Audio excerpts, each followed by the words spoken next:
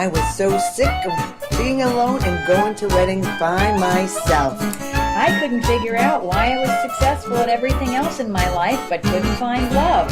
I was thoroughly convinced my picker was broken because I chose the wrong man over and over and over again. I was so embarrassed that I wasn't married that I buried myself in my work and pretended I was happy. If this sounds familiar, you're in the right place.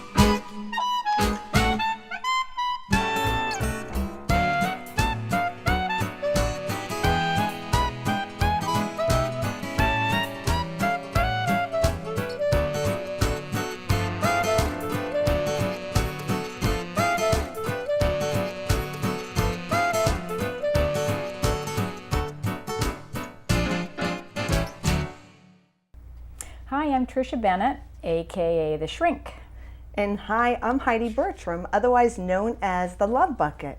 So happy day to all of our viewers, and welcome to Love Notes. We bring the art of lasting love to a world of modern women. And this program today is designed to support you to live your best life. In each episode, we share and discuss one of the secrets, or love notes as we call them, to finding and keeping love and living your dreams. Our purpose is to inspire you to love your life and move the world. Are you ready to live your dreams? Are you ready to really be happy in life? Will you do what it takes? We'll see. This is a show for women to come together, to inspire and to renew one another. And we'll offer you many opportunities to do that during our program. Each time we come together, we like to think of the Love Notes journey as an internal self-care spa. So light a candle, make a cup of tea, and fasten your seatbelt. Welcome. Great, Tricia. And we enjoy starting off every single program with a reading called The Goddess Within. And this particular reading summarizes why we're sitting here today and why are we committed to bringing the wisdom of lasting love to women. It reflects how we hold you and all women in our hearts. And I'm going to ask Tricia to read The Goddess Within today. Great, thanks. The Goddess Within. When a woman has owned her passionate nature, her thoughts grow wild and fierce and beautiful.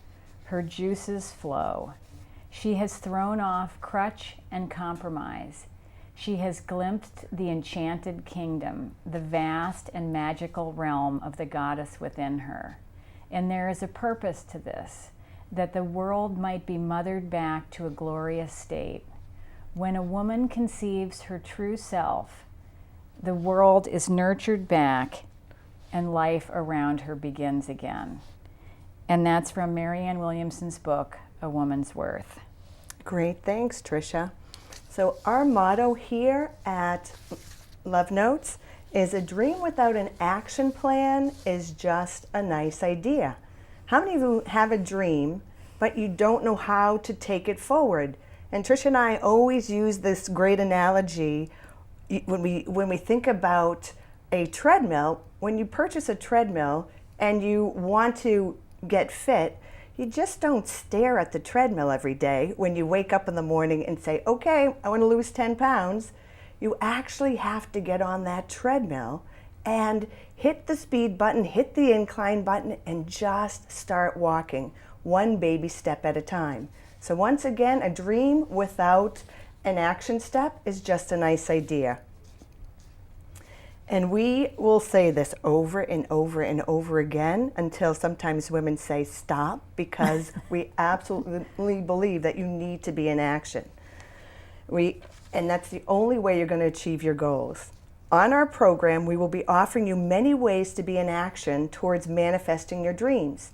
If you're a note taker, you may want to have a pad and a pencil or a laptop available. So we'll give you a few seconds right now. Go grab your little notebooks, grab a pencil, grab a computer, because you're about to get some really fun, juicy, life-changing tips. And again, being in action is the way to make your dreams come true. We'll be giving homework and offering challenges for those of you who are courageous enough to accept them. We'll be also offering you opportunities to be on live phone calls once a month with us or to attend coffees in this area. The more in action you are, the closer you will be to finding and creating both the love that you want and the life of your dreams. And are you ready for today's topic? It's probably a topic or even a few words that you've been hearing lately. And it's called, our topic for today is Let It Go. And we can hear all you Frozen fans getting ready to sing the song, so we're gonna start it ourselves. Ready, Trish? Let it go, let it go, can't hold me back anymore. Let it go, let it go. Turn your back and close the door. I don't care what they're going to say. Let the storm rage on. Cold never bothered me anyway. High five. So if you haven't heard that song, it's been a huge hit. If you want, you can YouTube it. And Idina Menzel sang that song, and she made it an enormous hit. And I'm telling you, everywhere you go, you see the little girls in their ballerina outfits with sparkly little magic wands singing the song. So we want to bring this concept or topic to our show today. There is no accident that this song has gone viral worldwide with people of all ages singing it. Letting go of things that burden us and hold us back from being our true selves allows us to live our best lives with freedom, joy, and purpose. So why do we hold on? Some say fear of success, some say fear of failure, but the reasons that we hold on are not the most important part of the question. The costs that we pay are truly the important part. So when Trish and I were discussing the topic for today, we said, what do you need to let go of sometimes to really bring yourselves happiness and joy? And when we were talking about this particular topic, we said, okay, what in our journey did we have to do to really move towards happiness? And you, believe it or not, you had to almost take a truth serum. There's this serum that we felt if you didn't take the truth serum and tell yourself first, what is it that I need to do to make myself happy? First question really is, am I happy? Or am I unhappy? You really have to ask yourself some of those questions and start digging deeper to say, what would bring me happiness? And what we were talking about yesterday too is sometimes people don't even know what makes them happy. But if you know what doesn't make you happy, then you're on the right path. So I knew, for example, that working 100 hours a week, I wasn't extremely happy doing that. So I knew I had to make a change. And that first change was the actual realization and actually saying out loud, even to Tricia, I'm a workaholic. It's not making me happy. I have to figure out what to do. So why do we hold on? Some say fear of success. Some say fear of failure. But the reasons that we hold on are not the most important part of the question. The costs that we pay are the truly important part. So in our workshops and programs at Love Notes and at Be More You, we have homework assignments for women who are really ready to move their lives forward, to be more happy and joyful in life and in love. And one of the really amazingly life-changing homework assignments we have is called Cleaning Out Your Closets. And it's not just cleaning out your physical closets, it's cleaning out your emotional and spiritual closets as well. So what does that mean? It means that in order to have space for anything new in your life, you have to get rid of something old, get rid of something that's cluttering the space for joy, cluttering the space for love, cluttering the space for something new to enter your life. And we have had such miraculous results with this homework assignment. We've had women who have said, I realized I started cleaning my house and I wasn't happy. Not only was I not happy with my house, I wasn't happy in the town I was living. We had one woman from Boston who said, I'm not even in the right country, and she ended up moving to London. There were other women who cleaned their closets out to make room for men. They didn't have a man in their life, they didn't have a partner, and they cleaned their closets out, and they said to us, wow, I can't believe I now have room in my house for someone else to move in to share my life with. Or my closet is half empty. What am I willing to do to bring someone into my life? So it's a very powerful exercise, and it also involves cleaning out your emotional and spiritual closets as well. What do you need to let go of emotionally or spiritually in order for your life to change? Old thoughts, old beliefs, ways of thinking about yourself. And we have monthly open phone calls and monthly coffees, and at those events, we ask women to go deep. And we really want to also say it's so much fun. We've had some of our viewers here at Medfield TV come and join us on our call and at our local coffees. And so we really encourage more of you to step out of your comfort zone and join us in person, because it's been really fun to meet you. Anyway, we ask women to go deep and to really tell us their truth. And we ask them what their list was of things that they have let go of. And I'm going to read you what they shared, and feel free to make your own list as you listen, to think about where in your own life there might be some things for you to let go of. So the women said this: there are many things that we hold on to as women, and really as human beings, both physical and non-physical, emotional and spiritual. We hold on to people, places, and things. We hold on to unhealthy jobs, unhealthy obligations, and unhealthy people. We hold on to negative thoughts about ourselves, negative body image, negative self-esteem, and negative stories from our past. We hold on to shoulds and guilt and the approval of others. We hold on to other people's problems, to anger, resentment, ideas of perfect partners or a perfect life. We hold on to excuses, stubbornness, procrastination, old baggage, perceived limitations, judgmental thoughts, insecurity, fear, and the list goes on and on. So we thought we would share some personal examples with you of some of the things that we have had to let go of. And I think what's important too is, for the viewers, we don't ask you to do anything that we ourselves have not done. So Twice. This whole, or 3 or 4 or 5 times, because this particular homework of cleaning out your closet, as Tricia said, the physical stuff, the old shoes, boots, clothes, the size 2 items in the closet that no longer fit, the emotional, the spiritual. We're really inspiring you today to take the time to sit and literally list, if you're taking notes, physical, emotional, and spiritual on your paper right now. Because what we'll do is we'll share with you our own personal examples so that you might relate to us, or it might trigger an additional thing that you want to let go of. So Great. Trish, why don't you start with a few examples so that our viewers can get an idea of what were some of the things that we let go of. So let's start with the physical, letting go of physical things, cleaning out our physical closet.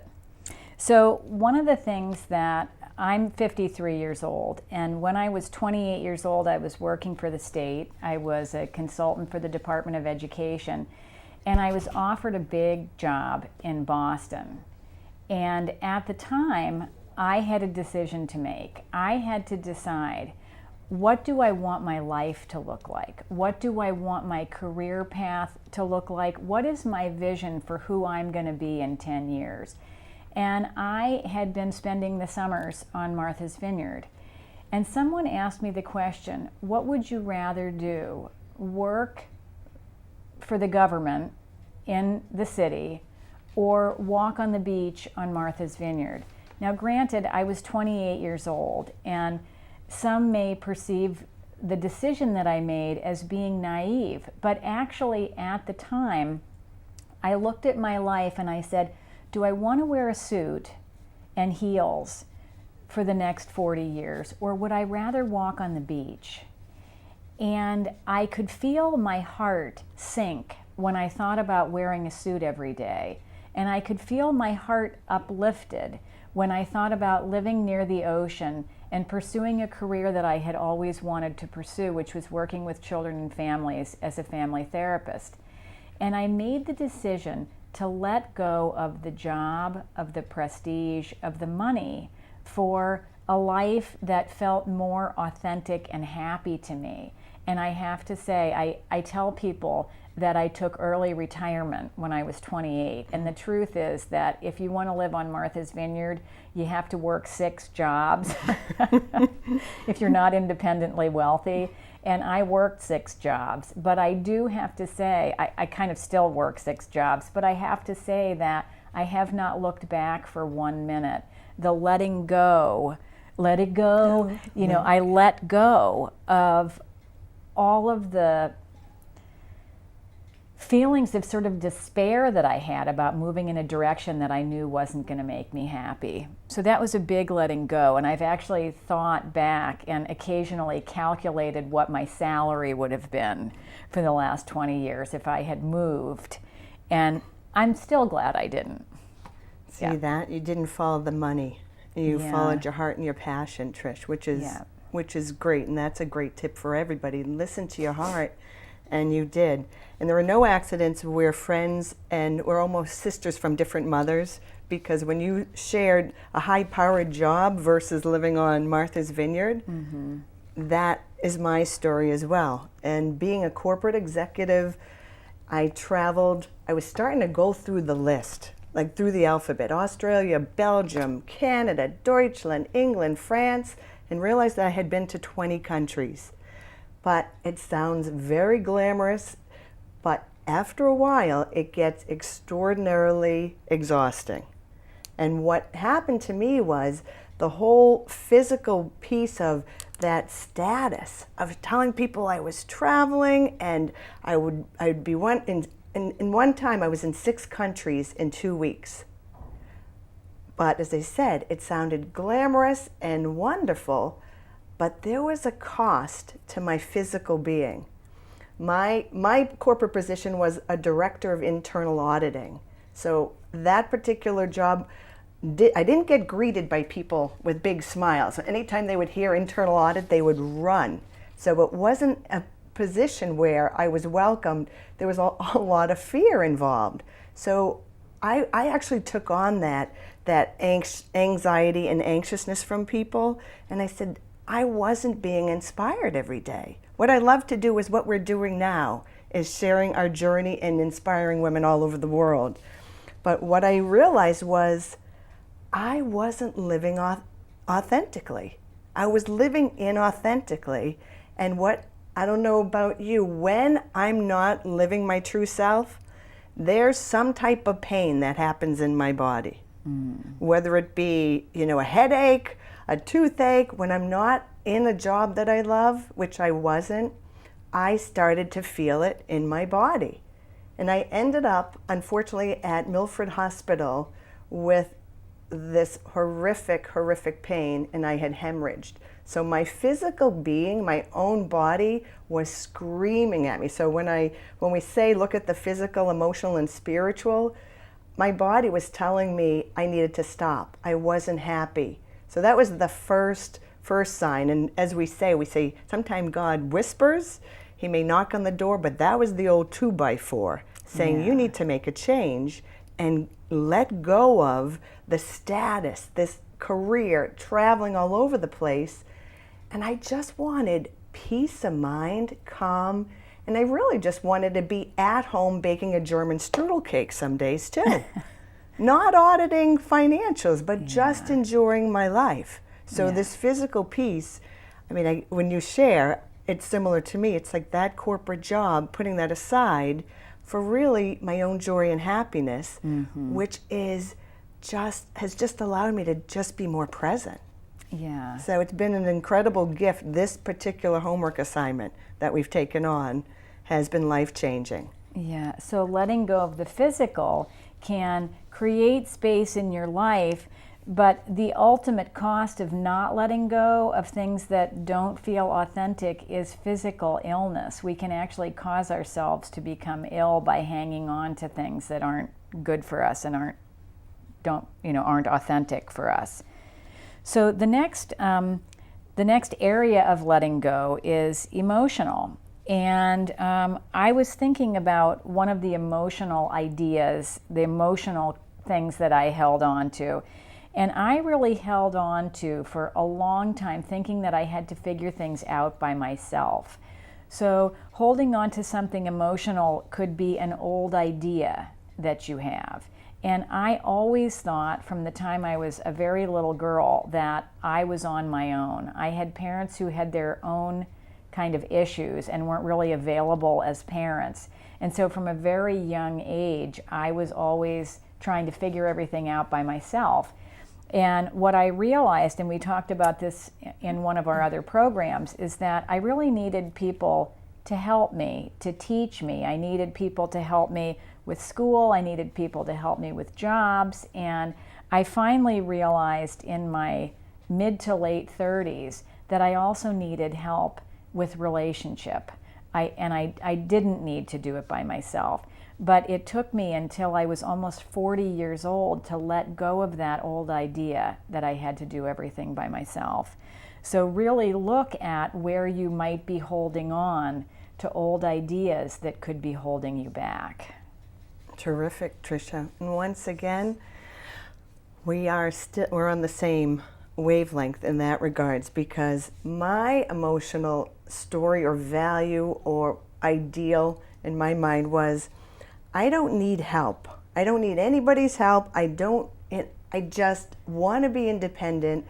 And what we've been doing with this on this journey together is to say, what has not allowed me to receive happiness? I mean, I want to increase my happiness, but if I'm such an independent person and I don't need anybody's help, it pushes people away. There's not any room for people to come towards me.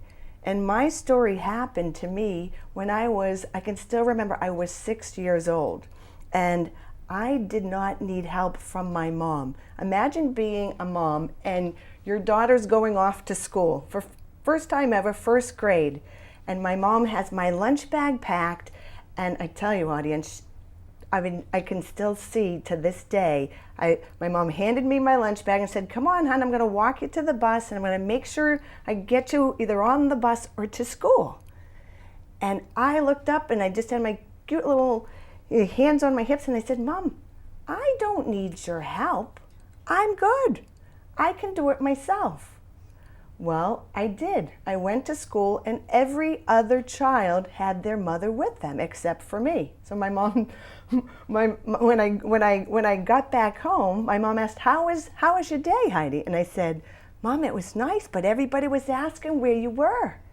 She said to this day, she feels horrible that she listened to me. I was so convincing as a 6-year-old that I convinced my mom, I don't need your help.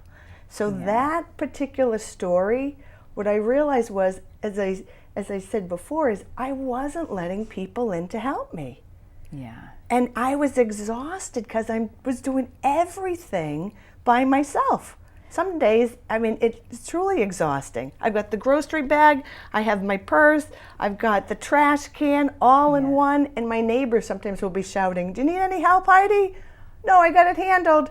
And then I have to catch myself and say I would love help. So this one is huge. I have to say that as I'm sitting here, I can actually feel everyone in the audience who's watching this going, me too. I can feel everybody out there. I don't think there's anybody out there who can't relate to what Heidi just said about, we all think we can do it all ourselves. And It's God bless us, everyone, as they say around the holidays. It's true. Yeah. And with that, though, the other emotional thing, and this is a big one. This one has cost me a lot, because here was my mom when I was six years old saying, "Honey, I will drive you. I will take you there." And I almost had earmuffs on, like, no, no, no, no, I don't need your help. I got it handled, Mom. But I wasn't listening. I wasn't even hearing the love and support that was present in my life. That it was like the tsunami wave of love was coming at me, and I was like, no, no, no, don't need that help. But I wasn't even aware of it. I wasn't even listening to what was in front of me. What advice, what love, what support was practically right there. But I swear I went through life with my head muffs on. Or the kids who have those big earmuffs, or the big, what are they those radio headphones. The Bose headphones, right. Yeah. Like, so it's blocking everybody out. Playing your own song.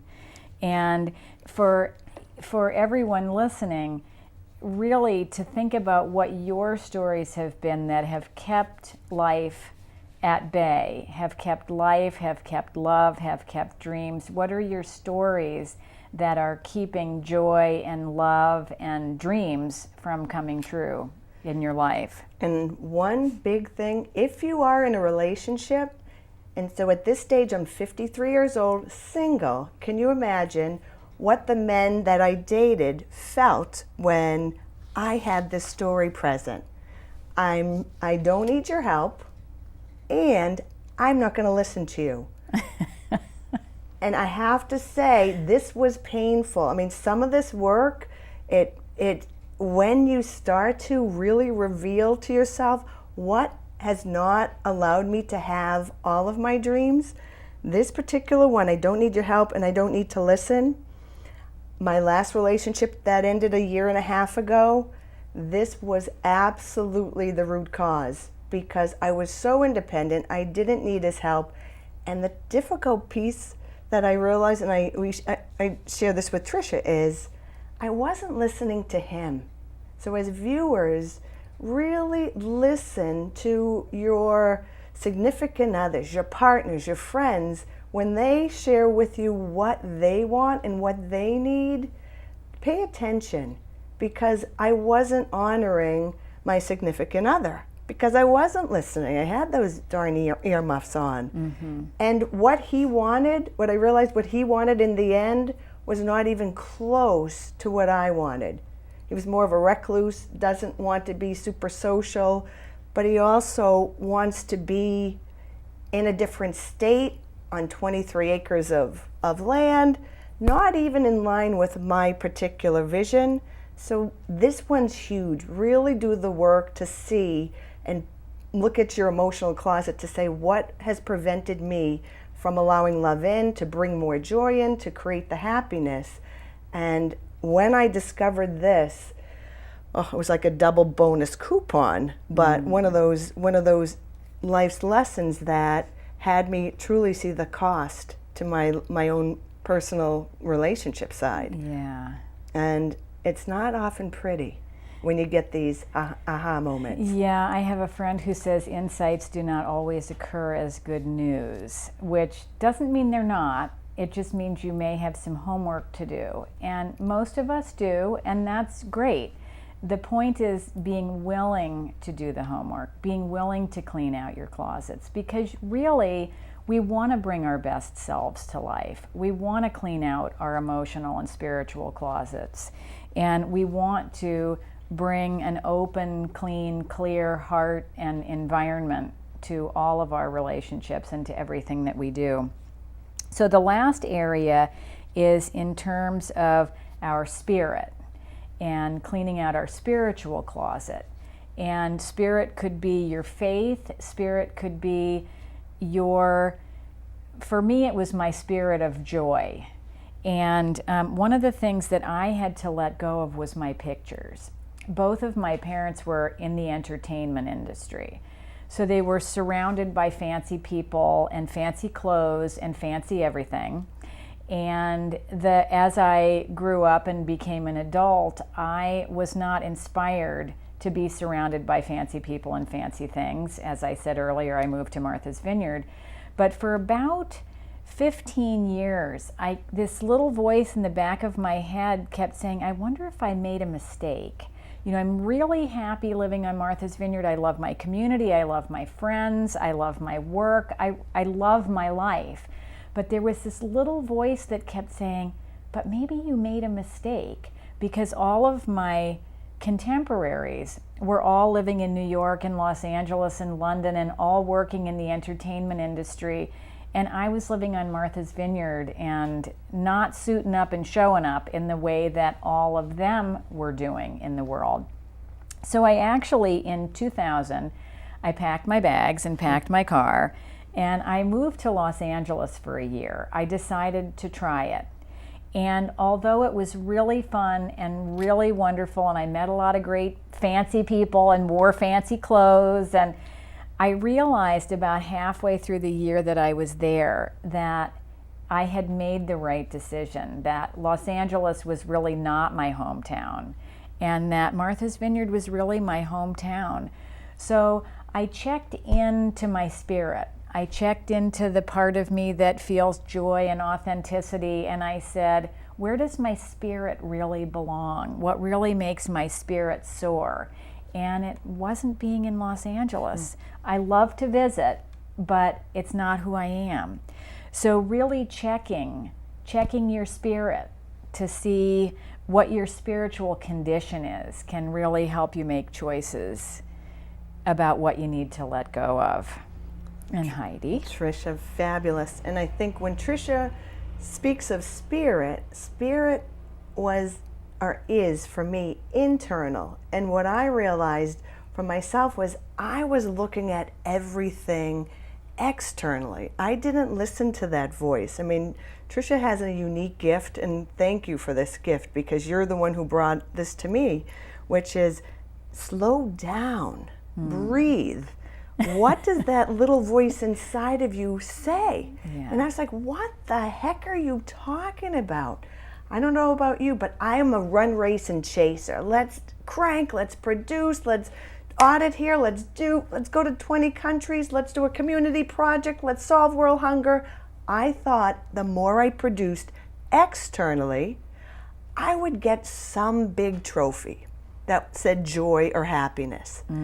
And there was a part of me too that when Tricia said, listen to that voice inside of you, I hate to even admit this, my ego said, you don't have to listen to that voice inside of you because you can figure it out yourself. So I had an ego bigger than God, bigger than the universe, whatever you all believe in. I thought that I had to do the producing externally versus sitting still and listening to that voice. And that voice many times to me said, stop, slow down, and be still. And it scared me because I had never done that before. Never had I let myself stop. And I think, I don't know if you're similar to me, I was almost afraid to stop because I almost didn't want to hear what my true heart wanted, because then I would have to do something differently. And did I trust myself to do that? So this spiritual piece is an enormous one. How many of you as listeners stop and listen to what's inside? And oftentimes what's inside is peacefulness, happiness, more joy, and it's not cranking and run racing and chasing and producing. It's sitting down, having a cup of tea, breathing, and being present. Right. My spiritual side, I was never present. And now I am. And thank you, Tricia, because this journey, this homework of cleaning out the closet, everybody, I started 5 years ago. So I don't want you to think this is an overnight process. It, through baby steps, allowed me to take a look at my heart and crack away any and all the old stories, any and all the old false beliefs. And it also had me be still. And I just I just love my life now because I'm able to be present. So it's an extraordinary homework.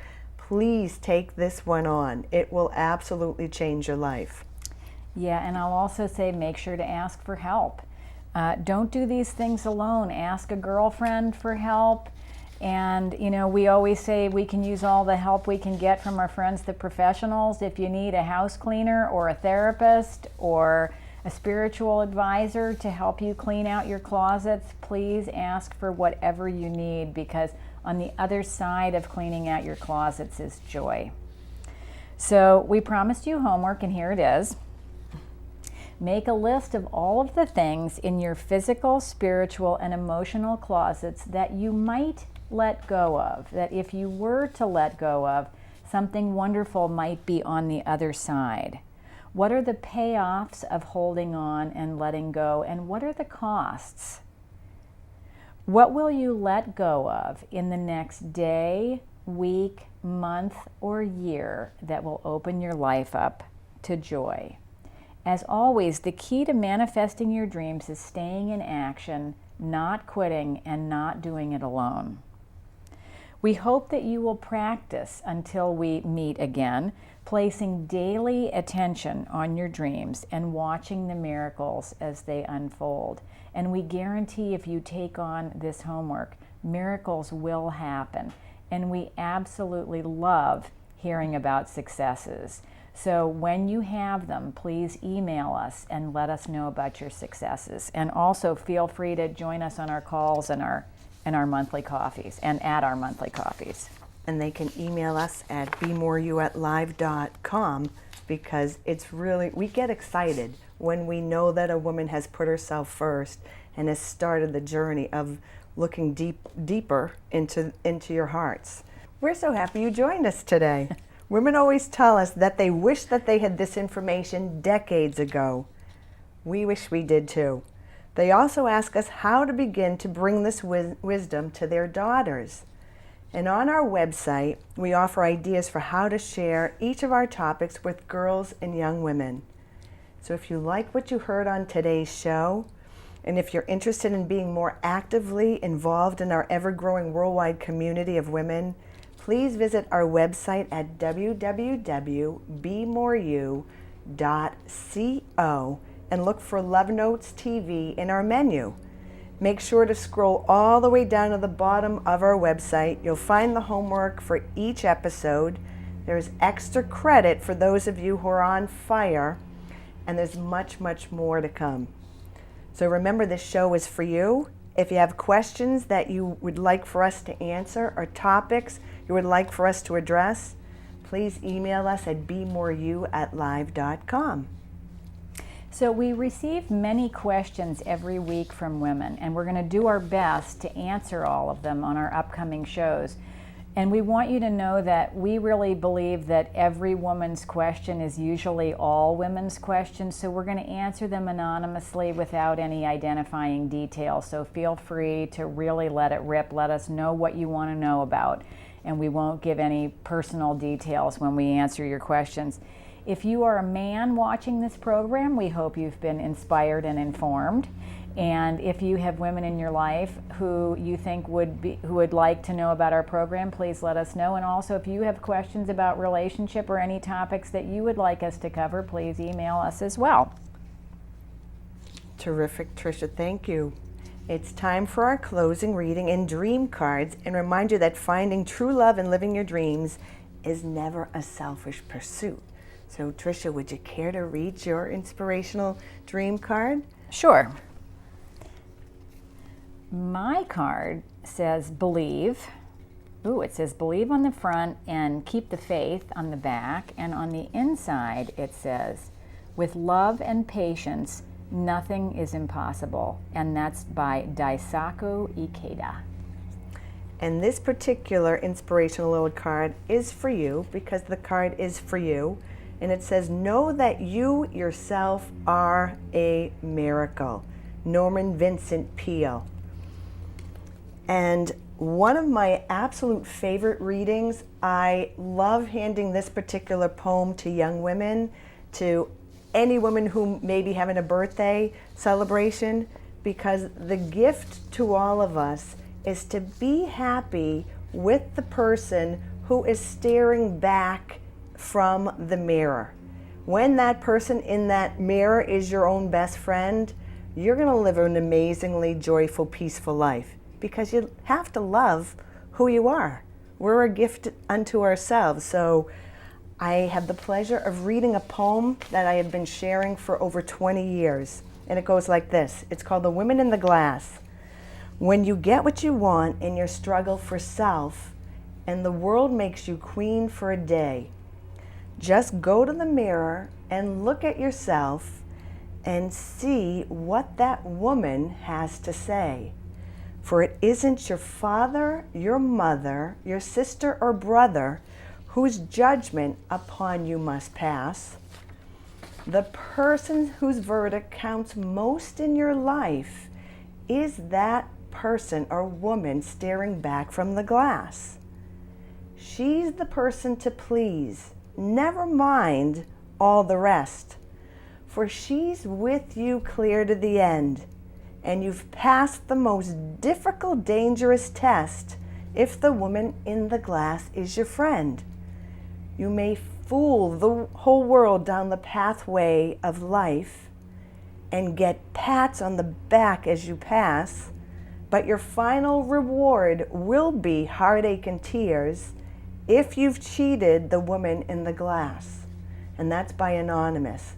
So once again, the takeaway is just put yourself first, look in that mirror, love yourself, and keep asking yourself, what makes that woman or that man in that mirror happy? That's great, thanks. And we just want to say thank you everyone for being here today, for having the courage that it takes to follow your heart and live your dreams. We'll see you next time. And until then, remember that you are uniquely beautiful. There's no one else in the world quite like you. Until we meet again, allow yourself to be gorgeous.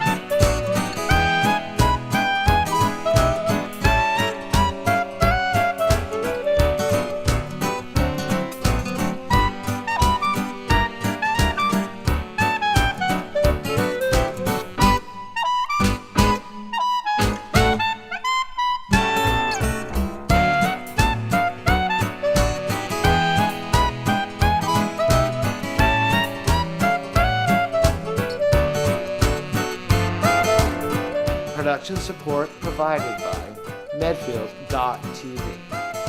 Access to our community.